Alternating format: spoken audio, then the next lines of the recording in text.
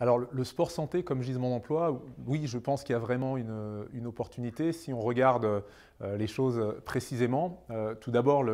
aujourd'hui, le sport santé, en tout cas l'activité physique à vocation thérapeutique est validée par la Haute Autorité de Santé. Donc ça, c'est la première chose, donc validée comme efficace sur le plan thérapeutique. Et de l'autre côté, on encourage aujourd'hui les médecins à prescrire l'activité physique pour ces publics fragilisés pour lesquels elle est utile. Pour autant, aujourd'hui, on ne sait pas qui peut la mettre en œuvre. On a des gens qui sont compétents, il y a certaines formations qui sont plus qualifiées que d'autres, il y a sans doute des formations complémentaires à avoir, mais il va falloir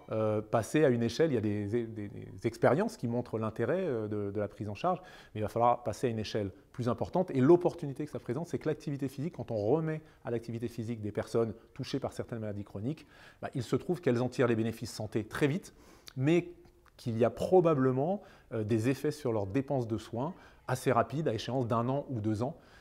qui sont assez importants et qui justifieraient, je dirais, un intérêt de la prise en charge parce que, in fine, on créerait de l'emploi, mais que cet emploi serait financé pour l'essentiel ou la totalité par la réduction de dépenses de santé. Donc ce sont des études encore qui sont à mener, mais certaines études, que ce soit en France ou à l'étranger, semblent montrer l'intérêt de la prise en charge finalement de ce service à la personne d'un nouveau genre qui viendrait s'installer tout au long de la vie, puisque pour que ce soit efficace, l'activité physique doit être pratiquée de manière régulière. Et l'idée, c'est d'amener les gens à l'autonomie de pratique, mais ça ne se décrète pas. C'est comme l'arrêt du tabac, ça s'accompagne et c'est là que les emplois peuvent être créés.